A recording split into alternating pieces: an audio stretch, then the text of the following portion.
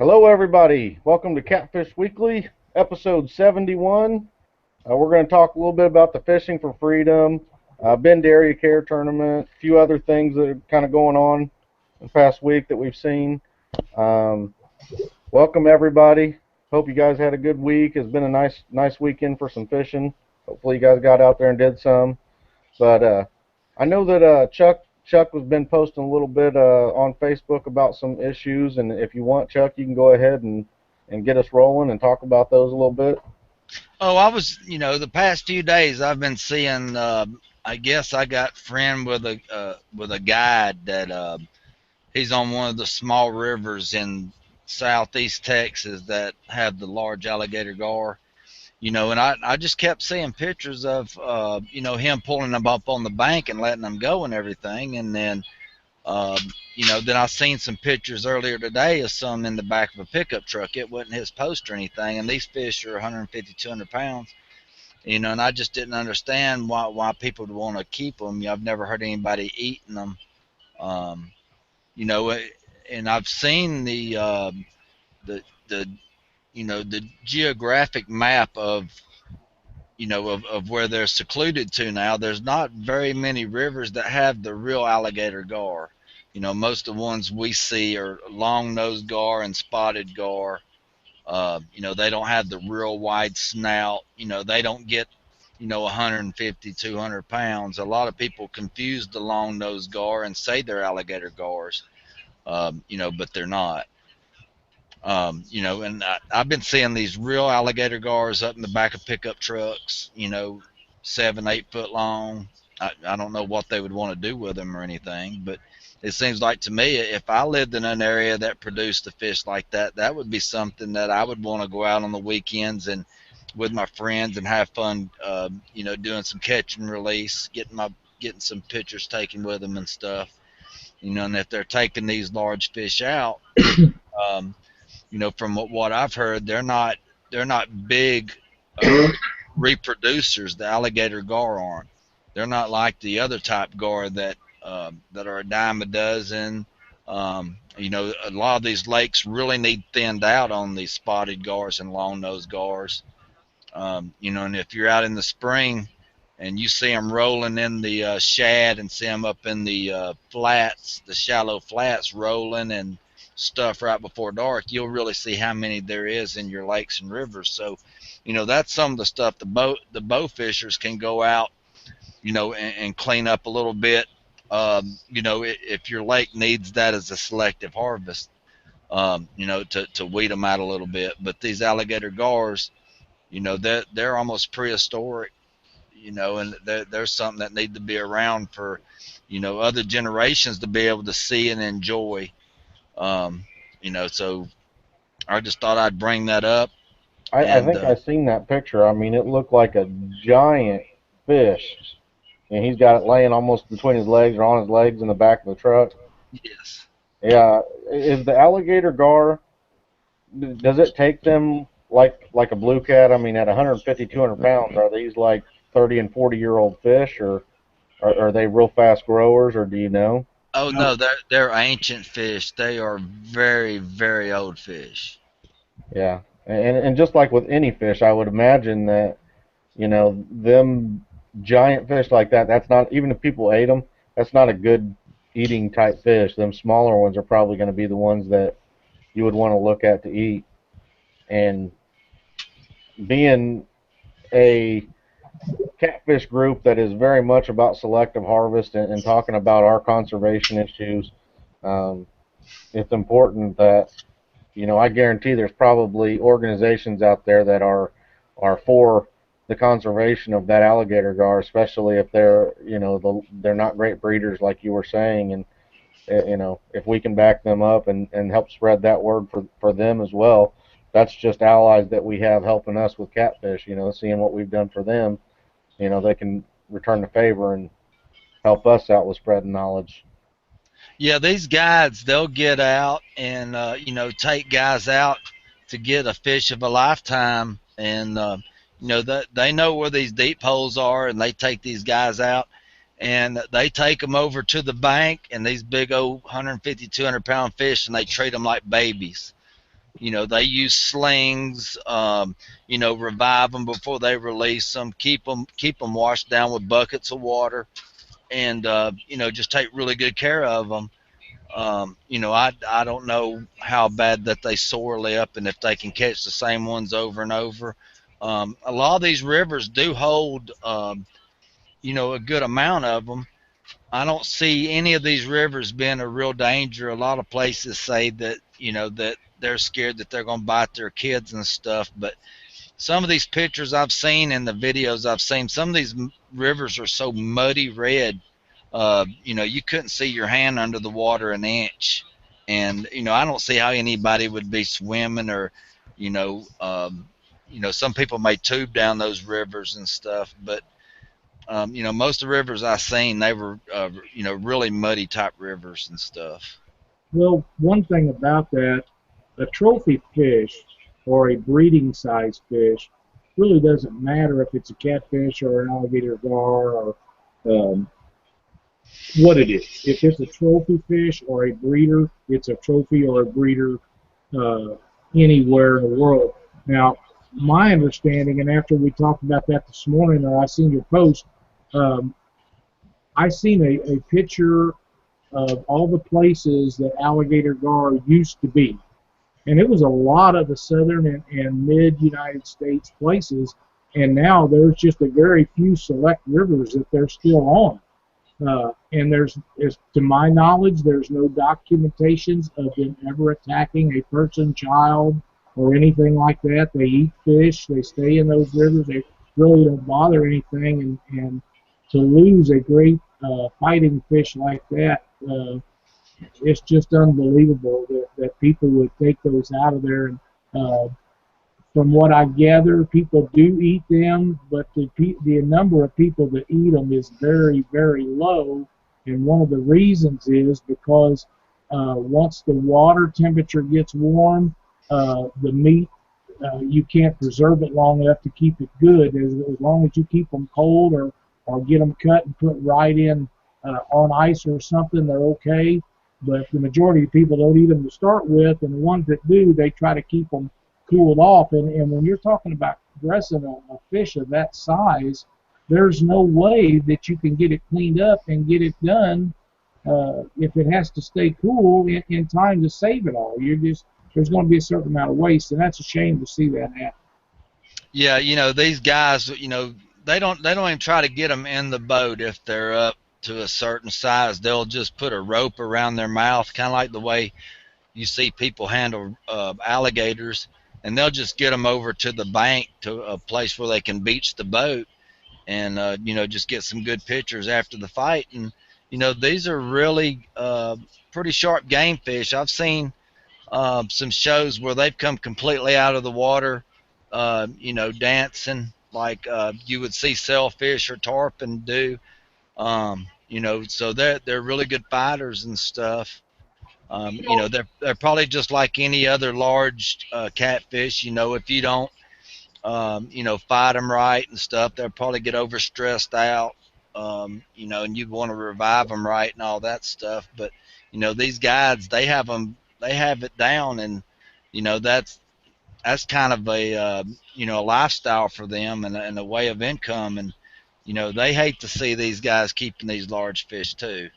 Well, and that's sort of like the deal where Brent Riddle went on a trip, and I believe you guys remember it last year when he went up to Washington and on into Canada after those giant sturgeon that they have out there on the White River. And they treat them the same way. They give them the respect that they deserve. Uh, they get out of the boat, get in the water with them, release them, make sure that they're fine and ready to go. And that's the way you'd have to treat those fish at that time.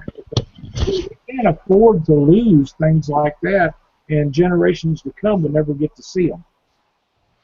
To me, it looks like I mean, when I catch a regular gar in the river, and I've never seen an alligator gar, but a regular gar, you almost immediately know with that, especially if you have clickers on. If you have clickers on, it's a zzz, and I'm like, that's a gar. And I mean, you're looking at maybe 8-pound gars doing that. you know, I couldn't imagine the fight of a 150-pound gar. I mean, I would almost think you would have to be like Wicked Tuna, you know, with your pole stuck in the boat somewhere, and you're just cranking down on a 14-pound reel. I mean that to me, you know, that's an absolute, you know, a blast of a catch, and I could only imagine that them guys that are doing that want to preserve that for their kids to take them out and put them on something like that, and really enjoy that with them, and just the same way we like to go out and catch an 80, 60-pound blue or something like that. It's time of our lives, and it's something that you never forget, especially if you've got a kid out there doing it, or you know, even somebody that's never really fished or anything like that. But I mean, these guys, the way that you're saying, it sounds like they've adapted a lot of the Europeans' methods of really, you know, giving that fish up on the bank and over to the shore and keeping it in the water and getting the pictures of it. Um, and if you guys have seen the European pictures, I'm sure you can tell that they definitely care about them fish the way they get them over there and nurse them, keep them in the water almost the whole time, get their pictures, and then and get them fish back on their way. They sit there and make sure they're ready to go. They don't just toss them overboard. You know, they get them real good and healthy. And um, it sounds like from what Chuck described, it sounds like kind of where they're getting their what they're doing over there. They're getting that fish over to the bank, getting their pictures with it in the water, and just getting that fish good and healthy and letting it go back out. They, Yes. they, they do that in South America on a lot of those fish too. Red tail catfish and the piranhas, or however you pronounce them. And you know, them guys stand in that water and no telling what is in that water, and they'll get down in there to make sure that fish is released healthy and ready to go. Yeah, the Trinity River in Texas. I think some of those rivers they are protected. I'm not sure which ones. You know, and you can get fined for taking them out of those rivers. Some of those rivers are so narrow you wouldn't have a problem casting a bait pole across it. You know, and they're probably not really deep, so you know it's not like those big gar are going to get away from you and do a dive in 80 foot of water or anything like that. You know, they may have some 20 and 30-foot holes, maybe some bigger in bends, but you know you know, they just can't, you know, there's just one river in the United States that's got them and they're protected. And it's probably not even the whole river that's protected. It's probably just certain areas. You know, they're actually tagging these fish. They're keeping up with them. They're trying to see, um, you know, how they're migrating. So they're actually doing a lot of research on them now. So hopefully we'll see a lot better conservation fish in the future. Uh-oh. Chuck freezing up on us. Did I freeze up? Yep, there you go. You're back. Cloud, cloud came over. Yeah, hopefully, you know, we'll see a lot more conservation here in the future since they're doing more tagging and keeping up, doing more research on the conservation on these things and all. Um, so, you know, they're actually, you know, fining people and, you know, for taking them out of certain rivers. Maybe they'll, you know, get all these rivers protected that have them in there and have them for catch and release only. Yes. Speaking of those red tail catfish, I don't know what it is, but man, I so want to catch one. Those are just the most beautiful catfish. I don't know what it is about them, man. They are just sexy to me. I agree. They are absolutely beautiful, and they claim that they fight unbelievably strong. And I know there are bigger fish around. A real trophy red tail is 100 pounds or so, and uh, they're not terribly uncommon that size. But I just think they are probably one of the best looking catfish of all. I wish we could. You know, I know it's not native and everything, but man, that would be lovely to have them around here and be able to catch them. Yeah, I agree. They're outstanding. All right. You got anything else, Chuck, on what you're wanting to talk about, or on that, or? Yeah, I want to talk about some local tournaments for a second. I've been seeing where a lot of guys have went out of their way and organized some small events, for around their areas. That if they're doing 100% payout, they're not doing it to make any money on it. They're probably wanting to fish some tournaments and have fun themselves. And these guys, go out of their way. They spend money out of their own pocket, advertising, putting flyers out, and then, people go fish these tournaments, and if the guy that organized the event ends up winning, um, you'll never hear the end of it. That they think that he did it on purpose and he's just out to take everybody's money and trying to be a crook and all. Um, if you don't like the way it went down, just don't go fish any more of them. Don't be getting on the internet and causing scenes and calling him a crook. Um, and stuff like that. That just makes everything look worse. Maybe nobody likes to lose. Especially there's nothing worse than being a few ounces away from first place and coming in second. I'd rather come in. If the money's good, second place is fine. But it just, I mean, that's just the worst hurt you can be, is just being that close to winning and not winning. But these guys are getting on the social sites, and they're really dogging these guys that are trying to put these small little tournaments on. That ain't the way to do it, guys. Just, if you see something you didn't like during those small events, it may be just, his first time to put one on, or maybe he might do one a year. Send him some messages, and talk it out like men, and just say, hey, this right here didn't look cool. What do you think about doing it like this next year? I think we can get more people, and people will get more satisfied or something. Um, you know, if if you see the way a lot of bass anglers do it, they'll have a pro am type tournament. When they show up at the event, a lot of times you don't even know who you're fishing with, until you get there and you sign up, and then the you got the pro that's going to be running the boat. He usually fishes off the front, and then you got the amateur on the back. They keep their fish separate. They do two separate weigh-ins and stuff like that. So there's a couple of things that I really kind of dislike. Is if some guys get a small little friendly tournament, and a lot of guys are coming out and trying the catfishing thing. Um, and as soon as you show up, first thing they want to do is start looking at the guys' boats that have already set up for catfishing. They're looking at the rod holders. They're looking how you got your bait tank set up, and stuff like that. But the guys who go around and just target these small tournaments, that are off winning Cabela's and Bass Pros, placing in these big tournaments, but they see a small $30 and $40 tournament go down where half of the guys don't even have rod holders, and they just show up to take the $300 pot. That I could see that being wrong. But because these guys are going to say, well, I'm not going to do this no more. This guy just come and took all of our money. He's been winning tournaments for 10 years. But give these guys a chance who start in these small little local tournaments. If everybody gets together after the tournament and say, hey, let's do another one in a couple of weeks, you know, um,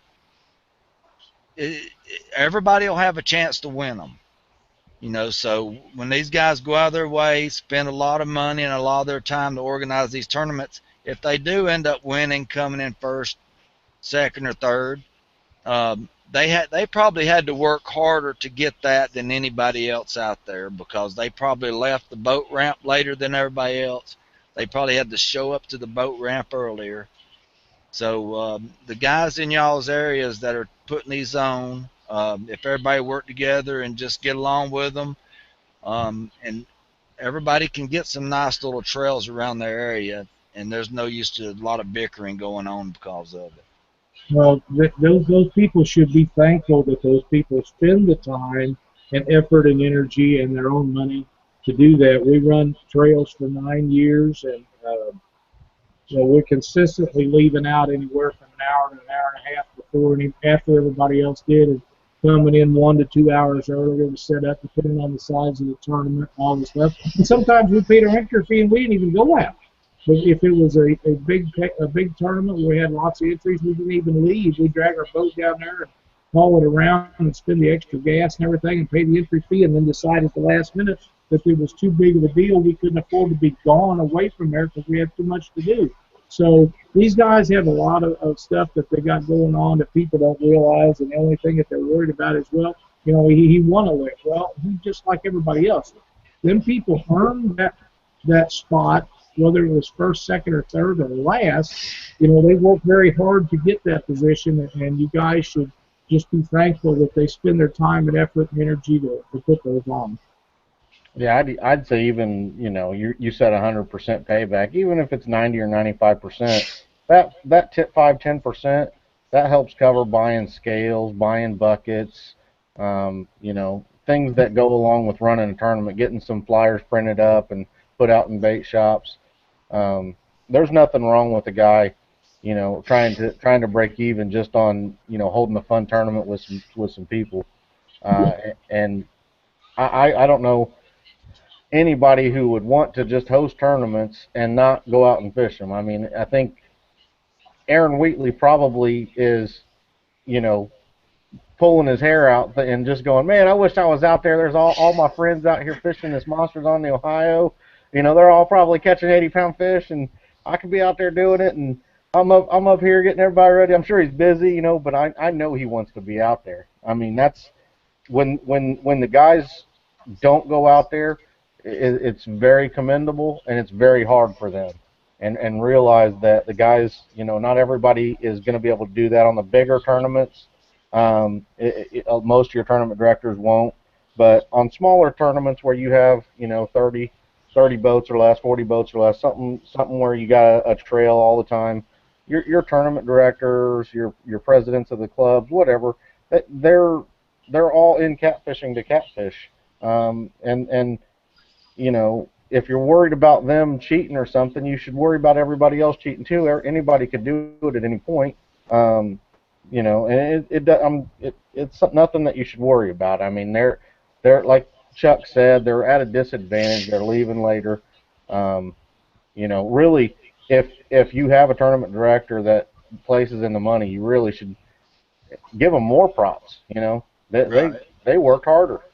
Yeah, a You lot know. of them even take their self out of the year-end championship. They'll take their self out of the points. If they win a little bit of a pot, they'll get it. Um, but when it comes around to the end of the year for angler of the year or whatever small little other things going on, that they'll usually take anybody that has anything to do with the tournament at all. Usually go ahead and take themselves out of those type of activities. So And um, there's a lot of tournament directors and people who are running tournaments and stuff that they'll be out on the water. They'll have good fish in their live well on a tournament that they're running, and they'll let that fish go. They'll let their big fish go because they don't want to be in the money.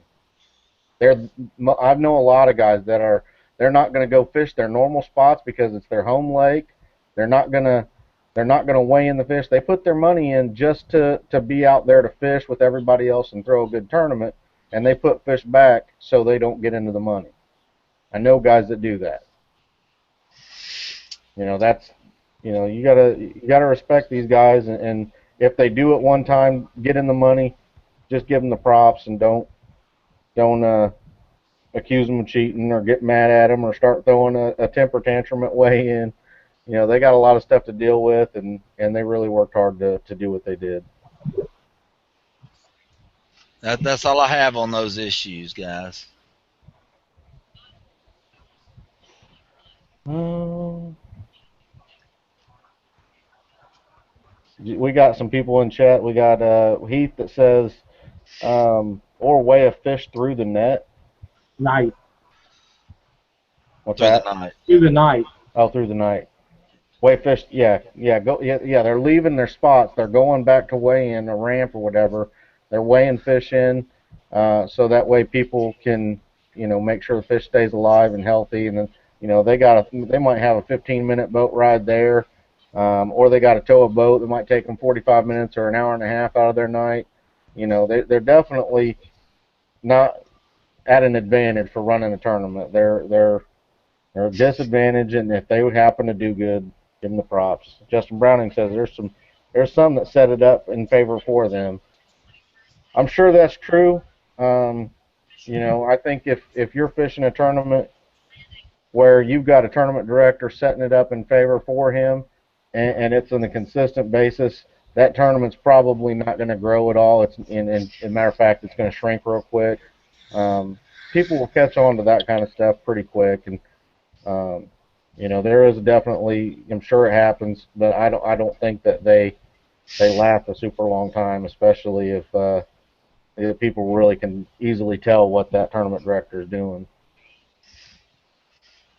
I don't either. That stuff like that'll get around, and the first time it comes out, if you can't prove what's right and not right, the next thing you know that everybody else, nobody will show up, and he won't have a crowd and different things. And there was a guy that used to run one of the larger tournament deals, and that ended up that way. So, yeah, that won't. And it does. I'm sure that it does happen, but it's not going to happen long. Uh, but like I say, I know that there is things that happens, but it's not going to go on for very long. And realistically, those kind of guys are not good for what we're trying to accomplish in catfishing anyway. Yeah, some guys can actually run it so bad that it's hard to get it going again. I've I've seen tournament trails start off with over 20 boats on the very first event, and everybody get pumped up. And within a few events, it starts dwindling down to 15, 12, 10, 8. The second year it comes back out. Everybody gives them a chance again. Might start off around 15 boats, get down, and then at the end of the year, only 2 and 3 boats are showing up. Um, when that happens, I don't know why they try to keep them going. They know they didn't run it for everybody.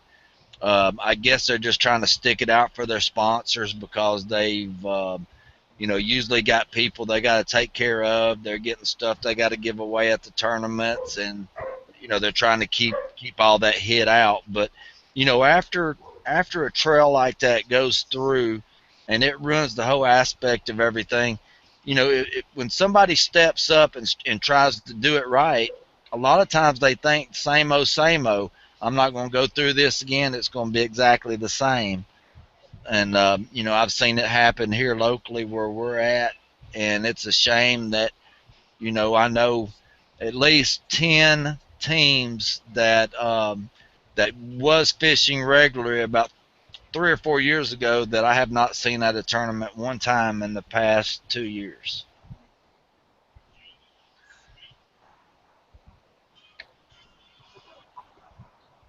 All right, Lyle, you got or was there anything else with you? I thought you said you were done, Chuck. Are you done? Yeah, I'm through. Okay. Yeah, Lyle, you want to talk about that fishing for freedom or something else? I do. We had an outstanding tournament at Quincy, Illinois, Fishing for Freedom 2015. This is a yearly ongoing thing that they put on for not only wounded warriors but retired and present day people serving in the military.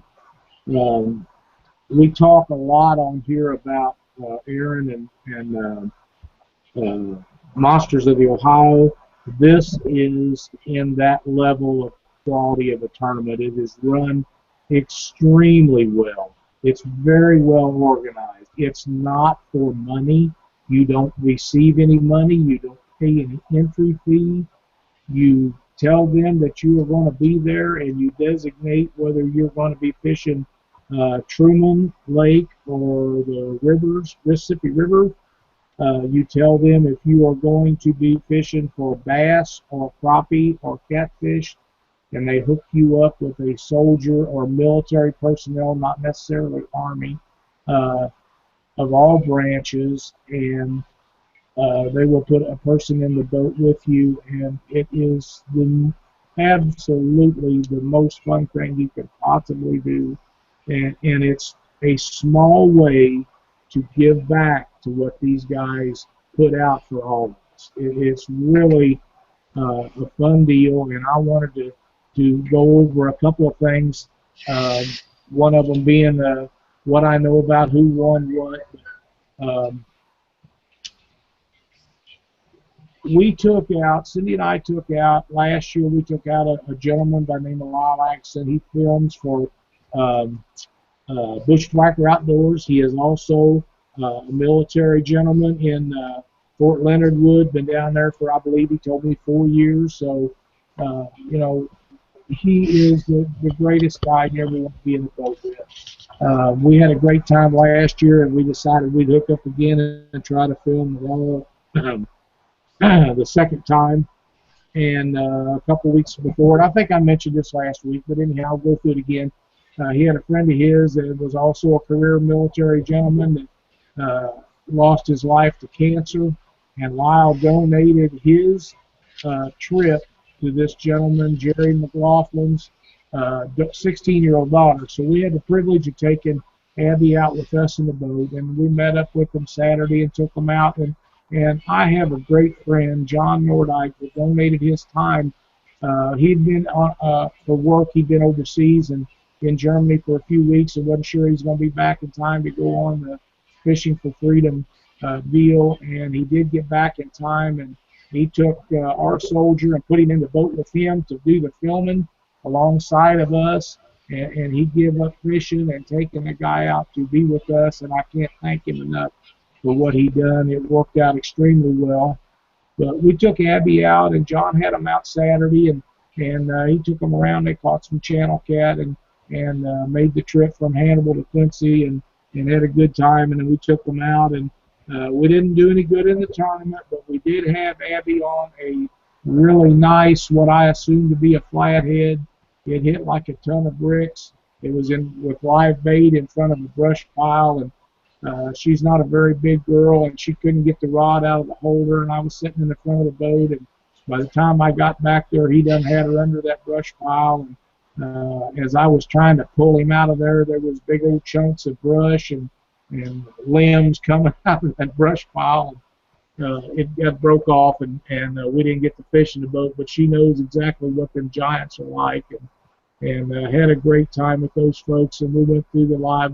They have a really tremendous weigh-in up there. They have tractor-trailer beds, and they put everybody drive through with their boat, and they interview each boat, and we presented her with the new rod, and Rob from Whiskerware donated a T-shirt to her, and she was just thrilled with that. She just thought that was the coolest thing, that these people would do things for her in honor of her dad. And you know, Jerry, I've never met him, but he earned everything that she received in his memory, and I hope we put memories with her that will last throughout her life, because she's an outstanding young lady. One of the greats in fishing and catfishing, Joe Lucky and Jerry Klein, they take out guys every year, and if I'm not mistaken, they won it a couple years. I know they did last year in the catfish division. They had some trouble with, I believe Joe told me, the transmission in their bait. And they were scheduled to take their soldier out that they took last time.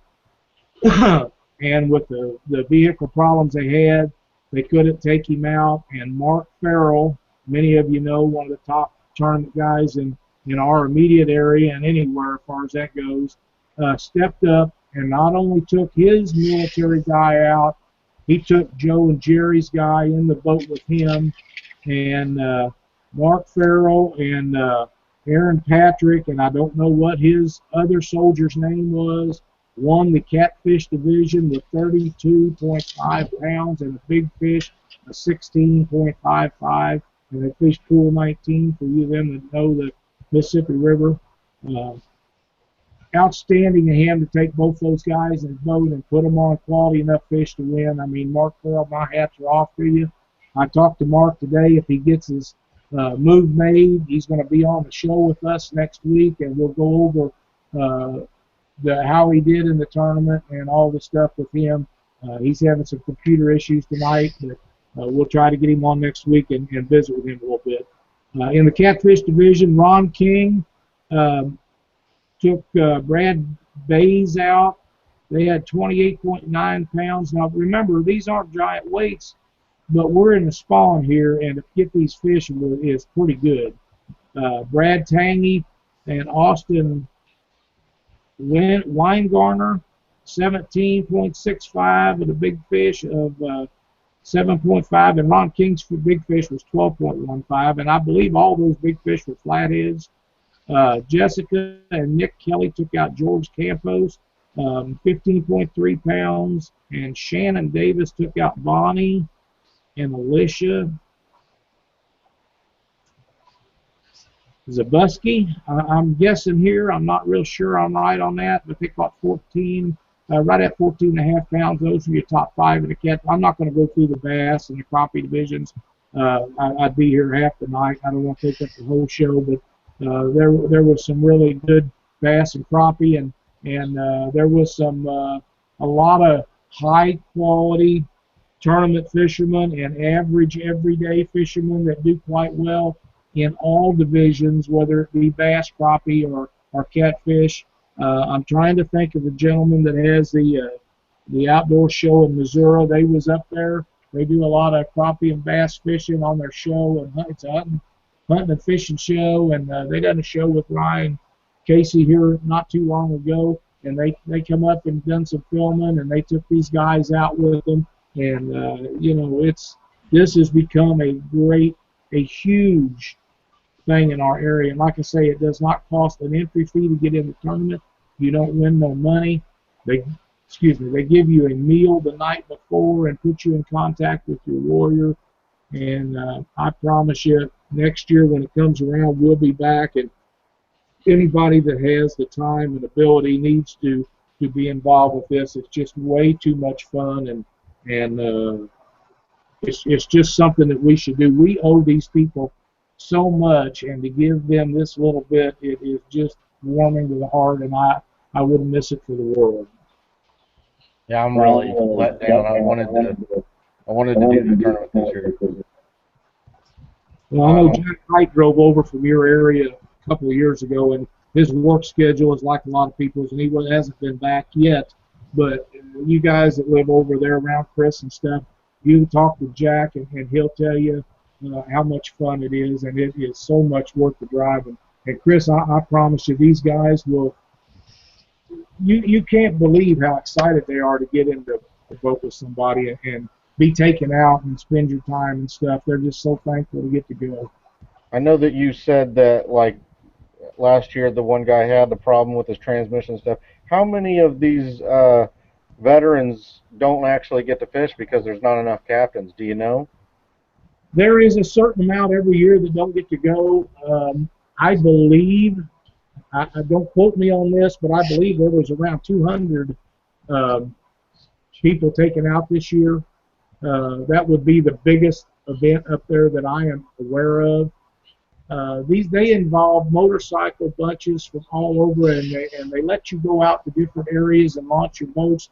And these motorcycle people, and I don't want to call them gangs because that's not right, but they're organizations of anywhere from 25 or 30 to hundreds of them escort these warriors and their boaters back to the weigh-in at the ramp.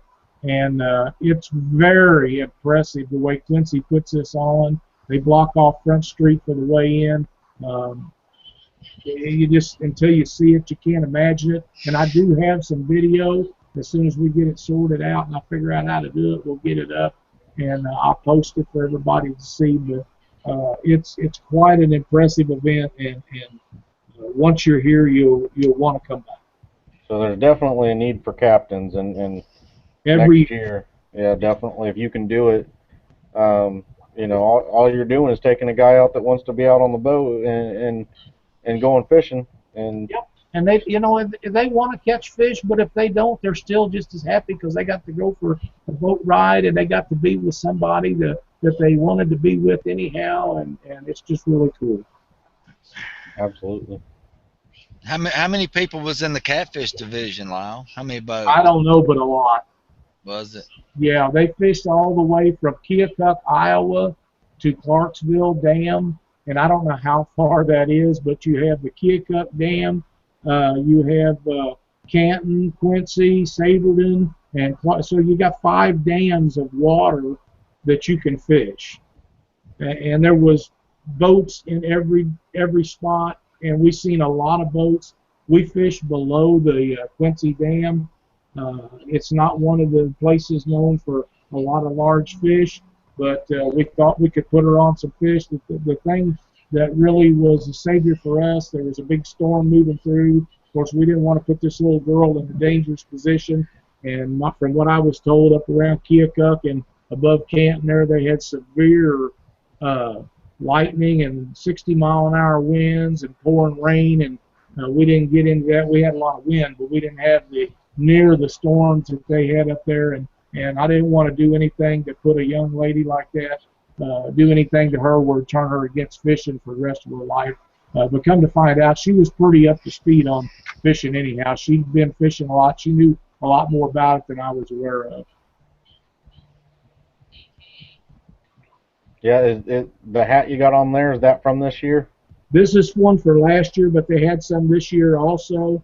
But I wore this. I saved this hat throughout the year and only wore it on special occasions.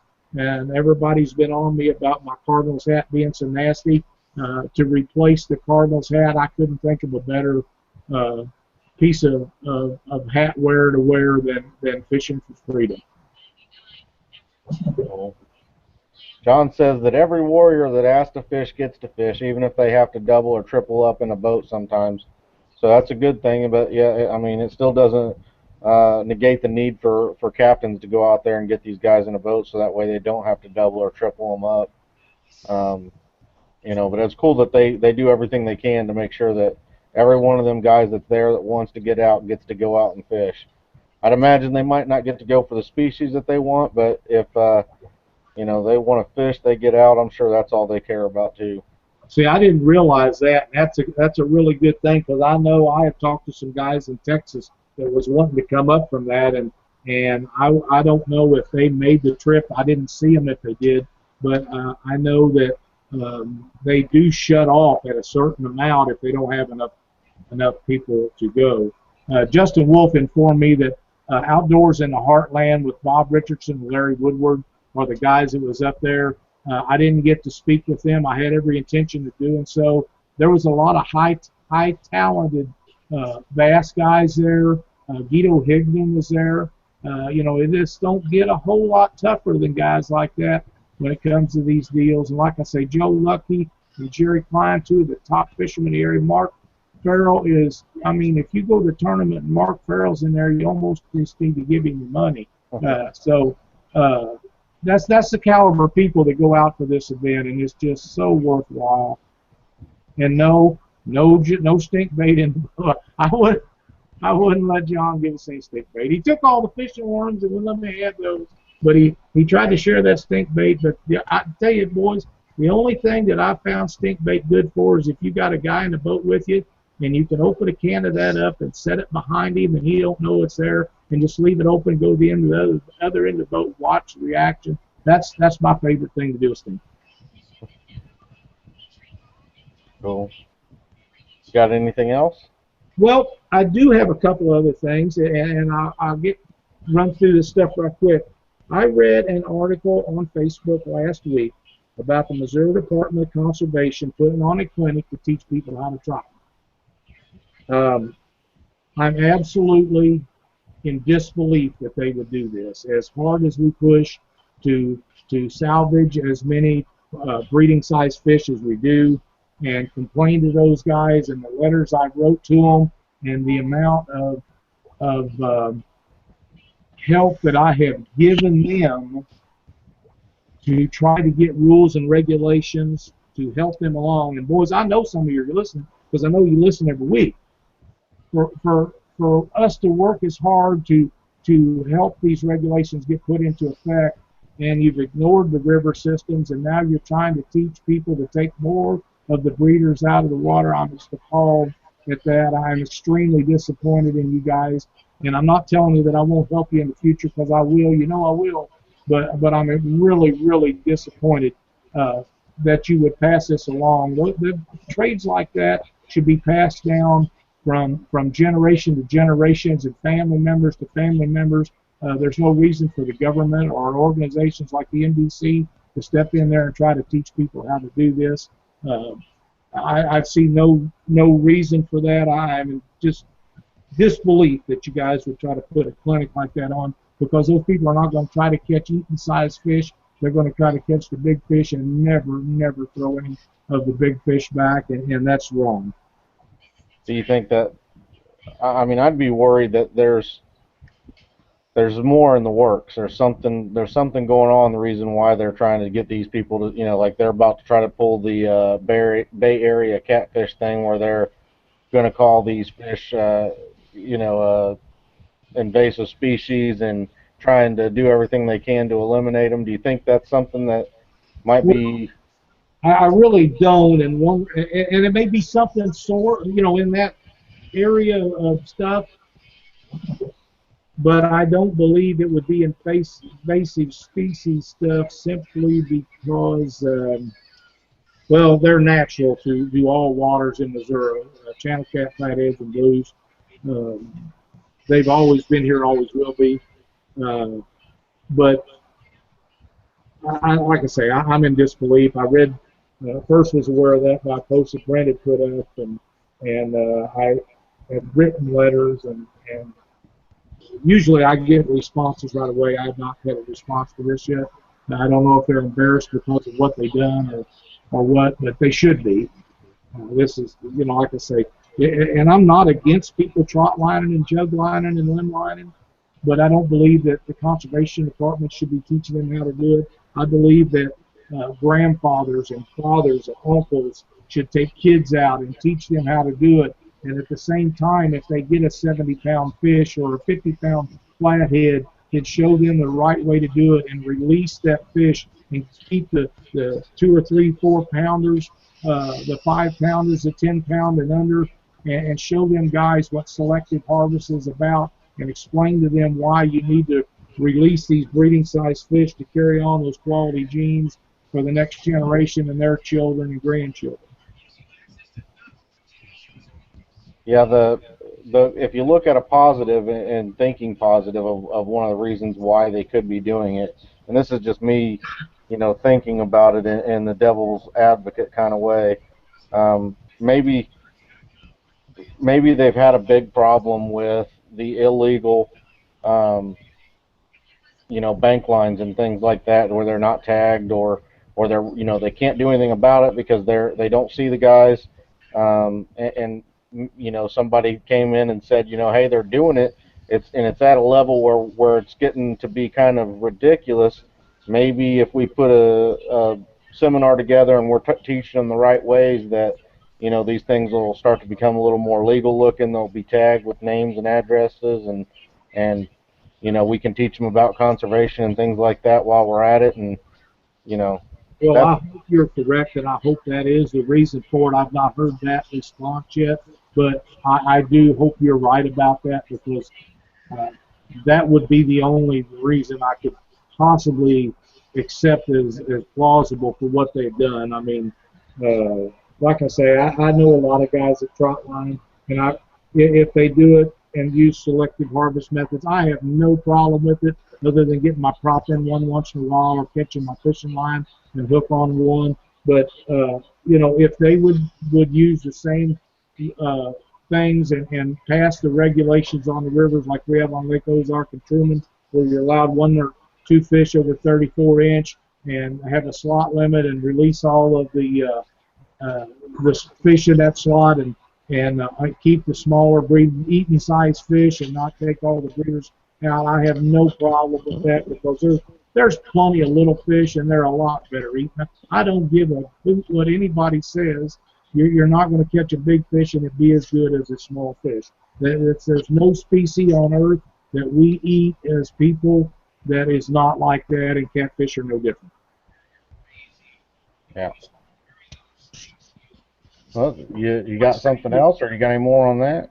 I don't have any more on that. I didn't know if Chuck had any input on it or not. What's that? I don't know if Chuck had any input on it or not. I don't have any more on that subject. But I do have one other thing. When we was up at the tournament over the weekend, I had, and I'm not sure if I mentioned this a week or two ago, I don't remember, but I have been checking into mounts for fishing electronics. And I had run across, I was actually looking for one of the, what's the brand name I'm thinking of, boys? Ram mount. Ram mount. I was looking for a ram mount, and I run into a website for a company called Balls Out Mounting.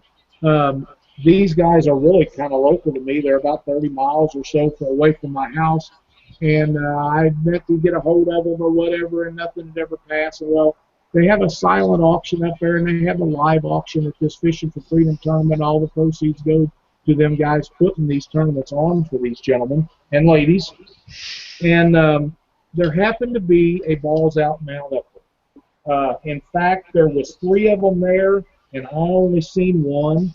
I bid on the one, didn't get the bid, and somebody didn't bid enough on the other one, and the gentleman that brought them was doing something with the company, and I found out that he had it and didn't give very much for it, and he offered it to me at the price, and I wanted to tell everyone about this Balls Out mount. And you can go on their website online and see it.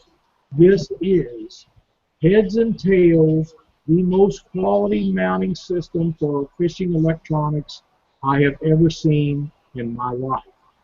It is made out of aluminum. It is very well made. It probably weighs 1 to 3 pounds, I'm guessing. I didn't weigh it. But it has knurled bolts, as you see here, with holes in them where you can put a screwdriver or something in them. They are extremely tight. You can't loosen them up. This is the only one that loosens up by hand. It is indexed, so you can change the mounting on them and get any angle on them you want. And you tighten that back down by hand. Quality products right here. That is as quality a piece as I have ever seen. If you're looking for a mount, now I have nothing to do with these folks other than tell you about them, but that is the neatest mount for electronics I have ever seen. Take a look at their website.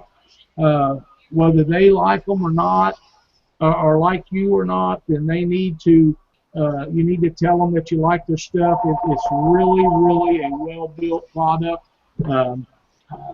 I don't remember now. It was a little pricey, but if you only have to buy one, it's kind of like anything else. If you only got to buy one, you never have to replace it for any reason. It's worth paying a little bit more for, and I really think everybody that looks at that's really going to like it. So is what you're telling everybody is you really love your balls out? I'm not sure, but that sounds like a John Nordyke statement, but yes, I do.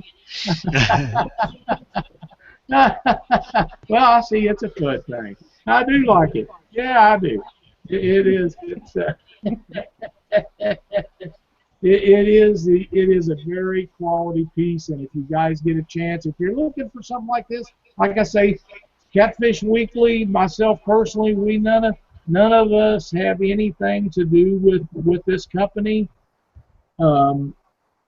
It is very well made and really a quality piece. Take a look at it if you're looking for something like that, and let me know if you like it. It's very nice. I believe, I ain't positive, but Vince Nadowski, I believe he might have them available too to purchase, so you could possibly get a hold of him as well. Very well, and Vince would be a good person to have those for sale. You know, he has a lot of electronics and stuff, and that would just be something that would fit right in with what he's doing. But like I say, I don't know what ram mounts cost. I don't know what these cost for sure, but I know they're more than a ram mount. But I can't imagine anything ever going wrong with this product. I just Yeah. can't. I believe balls outs are just a little more expensive. They're maybe 30, $40 more than a ram mount of the similar size and everything. So, but from like you're saying, everything I've heard about them, they're absolutely worth the extra money. You get what you pay for a lot of times. That's exactly right. I was so impressed. I wanted to show everybody, and now you know what my balls out's all about. All right. Um, I've got a few things I'll talk about, and we'll probably wrap the show up. But um, I think last week we talked a little bit about Chris Jones and him and um, his dog not doing well, and the dog, her name was Angel. If you're friends with Chris Jones, you've probably seen the posts on Facebook. Um, you know, it's really hard. It's really hard to look at the pictures. It brings a tear to your eye, chokes you up, and it's really sad. His dog Angel passed away just a day or two ago. Um, so we're sorry about that, Chris. We know that a dog is not just a dog; it's a family member and somebody that's very close to you, that you had out on the boat with you all the time and was part of uh, your adventures outdoors and just made her that much closer to you. Um, you asked me to mention for you, and I will, with no problem whatsoever. Um, June 28th at the Orr House on Lake of the Ozarks. You're gonna have he's gonna have a benefit tournament for Angel. Half of the proceeds are going to go to the Odessa Animal Shelter, the dog adoption program, non-for-profit. Um, it's all going to be in honor of Angel. It's a $50 entry fee, and like I said, June 28th at the Orr House on Lake of the Ozarks. I'm sure if you have any questions, you can get a hold of Chris Jones or send him a friend's request on Facebook, and he'll be able to answer any questions you might have. But it's a good cause, and it's something that you can go out and be fishing and also doing the good cause as well, and helping the animal shelters out, and visiting with Chris Jones out there and have a good time. Well, Chris is as far as I know, the only legal guide in Lake Ozark and Truman, the only one that has the correct licensing and stuff to be down there doing it. He is really a swell guy. If you ever get a chance to meet him, he's an outstanding person. Him and that dog was extremely close, as I am with mine, and mine's 14.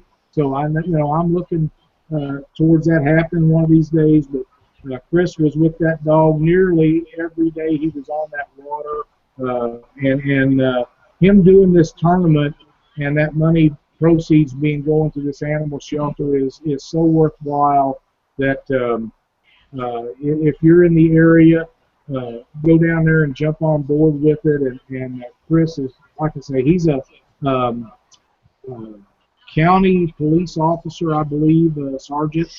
Uh, he he does things for the reasons that we're all proud to know him. And, this is just a feather in his cap to do something to give back to the years of companionship he had with her. And I think it's a worthwhile cause. Yep. Um, One of the other things I was going to talk about, I went to the Bend Area Care Tournament out of Mason, West Virginia this weekend. Um, I went down and I stayed with Denise and Brian, the same couple that I fished with on the January Winter on Wheelers tournament. Um, like I said, they fished with me once, and believe it or not, they decided to do it again. I don't know if there's something wrong with them, or you know they just don't know any better, or what it is. But they had me down again. We had a great time. We fished downriver quite a little ways. I got my new personal best. Matter of fact, I'll even show you guys. My personal best flathead's not very big. It's a 25 pounder, but I got it there. And here, I'll put it up here. You guys can see that. That's the fish that I caught down there. It was the first fish we caught of the day, I think. And here we are. There's me and Denise in the boat. Oh, and me and Brian in the boat as well. Um, but yeah, we got down there. We caught 3 fish. It was a 5 fish limit. Um, there's a few things that I thought they had a great tournament down there. There's a few things that I'd like to see them do. You know, just being from the many tournaments that I've been to, I kind of would have liked to see them do a live well check. They had a lot of staff members there. I think somebody could have opened the live wells and just been there to check them out before they got put in and everything. Possibly uh, for the weigh-in having some buckets or something, not the bags. But for the most part, um, you know, it was their benefit is for helping get the underprivileged kids Christmas presents, and they said that a, a good majority of the money that they get for that program comes from this tournament. There was 70 boats showed up for this tournament. I think that me, Denise, and Brian got around 13th place, give or take. Um, you know, the reason being, and I'm going to tell you guys right now, Justin Connor and Tabitha, they were in my spot. They were right in my spot. I seen them. I was like, what is up? What is going on? They had 89 pounds fishing in my spots. All of them. Every spot I went to that was mine, they were there. And I was just like, this is unbelievable. This is just absolutely uncalled for. And they got second place. Congrats to them. Um, First place had 131 pounds in this tournament. Uh, there was there was a good gap. I believe that to me it almost felt as if the spawn had started and there were some slacking fish that were caught. You know, there was fish here and there. But from what I heard, that you know the week before, same area, lots of good fish were caught, and to me it feels like that it's right at that beginning area of spawn or something, and the fishing slowed down quite a bit for this tournament, which was still good fishing. I think big fish was only like a 34, somewhere around that area. Um, you know, and that we had about 35 pounds total with our 3 fish, and uh, you know, I would have to say that for the longest time, I told people, and I brought a ton of live bluegill because in our stretch of the Ohio River, I have never caught a flathead on cut bait. I thought it was a myth that you could even do that. And I threw a bait out there. I threw a couple pieces of skipjack out, and no sooner than I got done telling them that, you know, I was like, I threw 2 poles out with live bluegills and 1 pole out with cut skipjack. And I'm like, you know, I don't catch flatheads on cut bait. I catch them on live bluegills. And no sooner than that, the big old beast of a Catfish Weekly rod that I have started bending down, and I caught the first fish, which is about 6 pounds, and I got it rebaited up and threw it back out there. And I was like, you know, oh, that was on cut bait, and I threw it back out with cut bait again and caught the 25 on the cut bait. Never caught a fish on my live bluegill, so I ended up a little bit later in the day switching out my live gills with some cut skipjack. So I've now caught my personal best flathead at 25 pounds, and I've caught my first flathead on cut bait.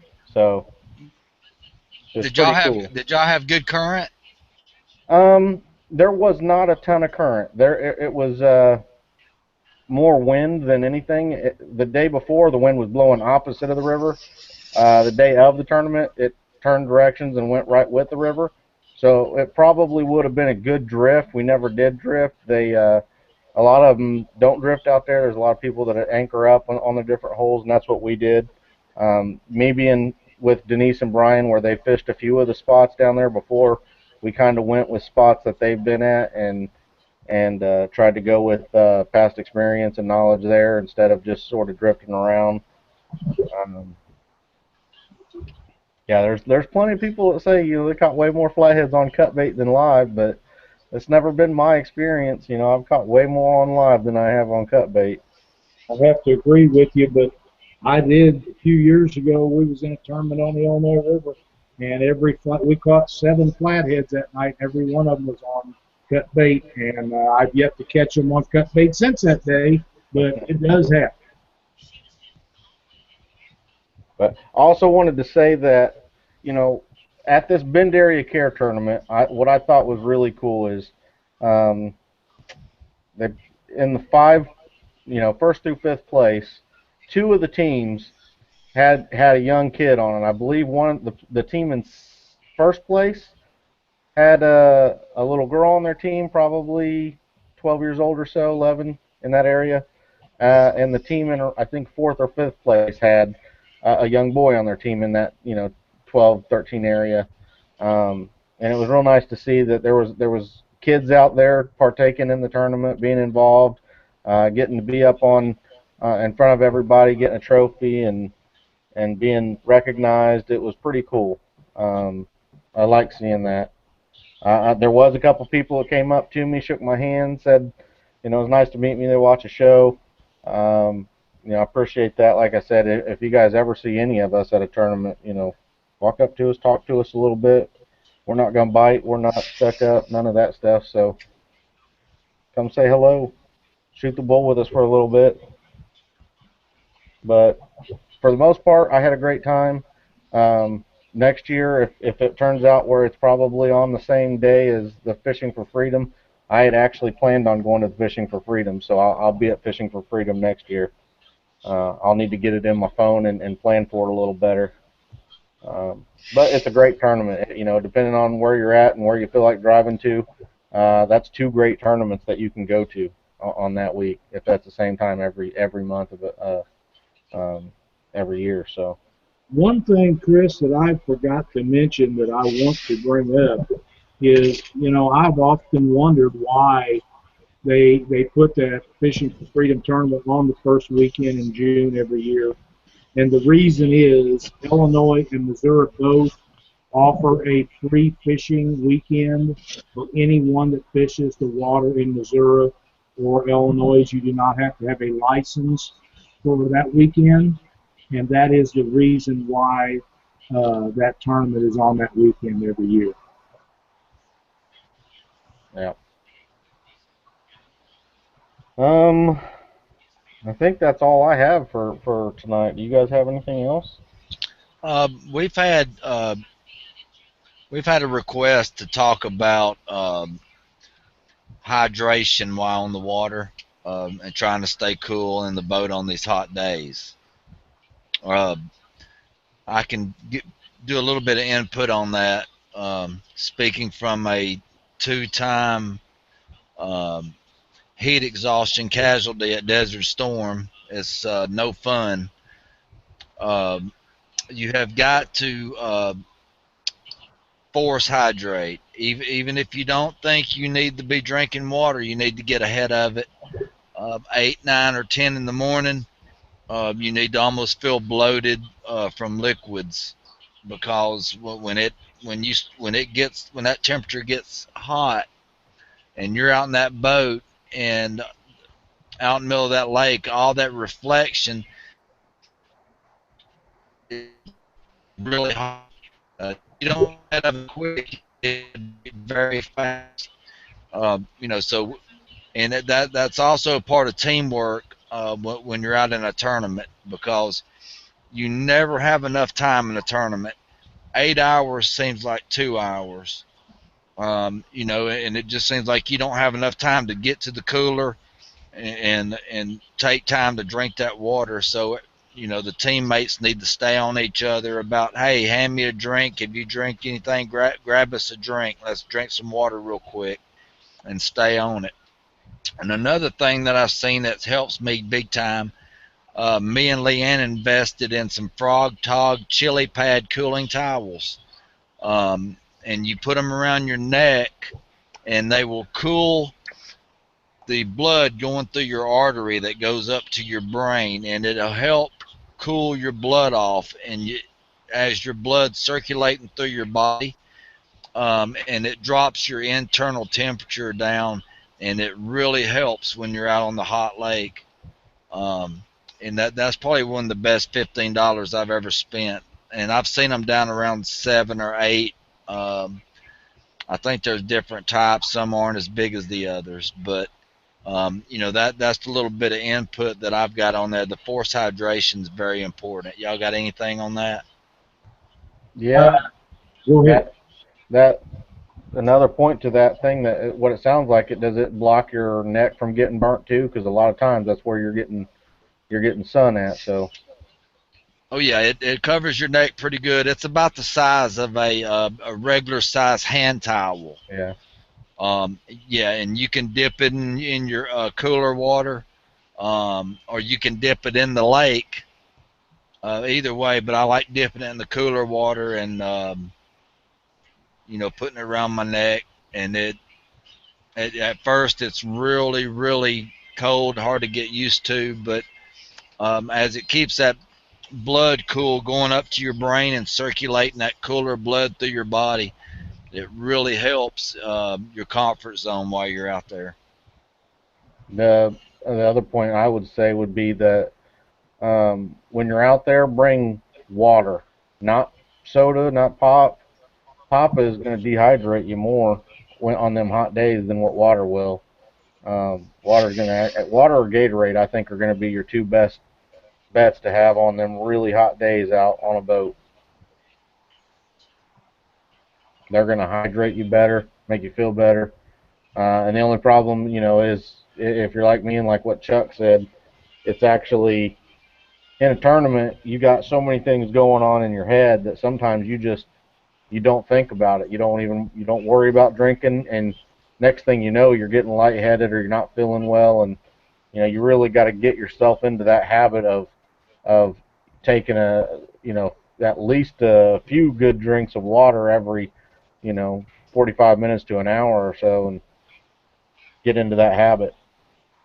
Yeah, if you've noticed that you have not used the bathroom in a while, that's part of forced hydration. You want to stay going to the restroom. You want it to be clear. You want to try not to have any color to it. And if you've got and if it's clear, you've got plenty of liquids in you. If it's really dark, um, it's time to get on it. You're Start not a stepping it up. diabetic, are Me? No, no. you? No. I don't remember the last clear pee I had. Yeah, Um, good. Yeah, you got to stay on it. Drink a lot, and I've been out on tournaments and on days fishing. And at the end of the day, I'm like, well, I didn't use the restroom one time. Um, and that's very bad. Not staying on top of it and staying hydrated. But the most important thing is to get on it early. Um, don't get over bloated to where you feel sick, but start getting that liquid in you, and if you get ahead of it, and always bring extra, bring twice as what you think you're going to need, because in some situation, if your boat breaks down, on a tournament day, more or less, you'll come up missing. Everybody's like, well, where's Hickey? Is so and so at? But if you're out, on a lot of these lakes and rivers, you'll get out of cell service easy. Getting in these gorges, and these valleys and stuff, and you won't have a signal. You break down and beat your boat. You got to have that liquid with you. One other good tip I like to do sometimes is, even if you are out of water, or even if you're not out of water, grab some chunks of ice from your ice chest, put it in your mouth, and sit there and cool you off a little bit, and get you some water that way too. So if you think you're out of drink, you're not necessarily. Normally that ice is filtered good water. It's going to be good to put in your mouth and drink on or chew on or whatever. Yeah, and it's not really good to during a tournament or something like that. But we've actually you know reeled up in a spot, and before we head to our other spot, whip in the slough or over to a safe place, and we've actually jumped in the lake for a minute, cooled off, and got back in the boat. And then on your boat ride to your next spot, you're really cool and everything. It's something you don't want to do when you've got a lot of people observing you and stuff, because it don't look very professional. But a lot of times that can be a lifesaver on these 90 and 100-degree days that sneak up on some of these tournaments. Yeah. Anything to add to that, Lyle? I think you guys pretty much covered it. I will agree that with one of the most important statements in that segment, bring extra. And you was talking about being diabetic. I am. I know you are. There's a lot of people that not only have that, but other issues. And hydration is the key to a lot of things. So water, if you drink tea or whatever, take that too. But make sure you have plenty of water. Keep it cold and take plenty. Yeah, only do the ice thing if you've got a separate ice and drink cooler and you don't put your bait in with your ice cooler. It won't be as good, I'm promising you. Won't. You're right about that. Well, I think we got everything covered for the night. Nobody has anything else? You got a closing statement there, Chuck? No, I'm good for the night. All right, Lyle. No, the only thing that I have is nothing that is coming up really soon. There's probably a tournament in the area that I should know about, but don't. But the next Twisted Cat Outdoor tournament will be July 11th. It will be a night tournament in Keokuk, Iowa. It'll be 7 in the evening to 7 in the morning. Make sure you attend. The $300 top placing Sea Art money will be in effect. $100 entry fee, so come on and get in on the fun. All right. ICA is going to have our next points tournament at Lake Maxinkuckee this Saturday. It's an evening tournament, so I believe it's 7 at night till 7 in the morning. You're going to want to try if what it looks like right now, there might be some flooded roads up there.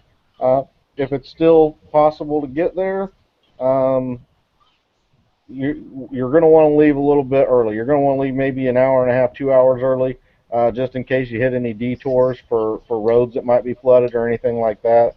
We're going to keep our ears out with some of the locals up there. If they're planning on getting a lot of rain this week, almost every day they're getting thunderstorms and getting more and more rain every day leading up to the tournament. If it gets to the point where you're just not going to be able to make it there, too many roads are too flooded, I guess Thursday or Friday, that's when we'll probably make the call to move it somewhere else. We've moved about every tournament this year, so we really don't want to do that. Um, the fishing may be tough up there. The reports that I've read about Lake Maxinkuckee is that there's not a quantity of fish, there's a quality of fish up there.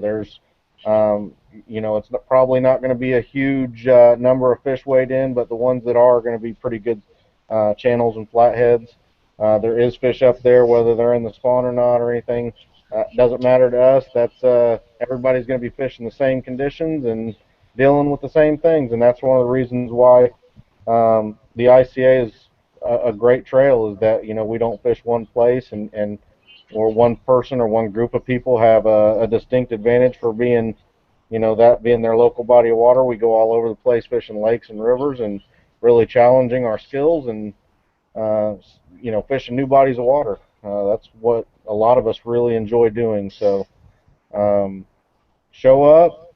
There's going to be some interesting things at this tournament. So before the tournament, so you might want to show up and bring some extra money and look for some of those things for the tournaments coming up. I got more going on hopefully for the next year in the ICA, but the ICA also has on the 27th of this month we have an open out of New Albany, which New Albany is an excellent area to fish.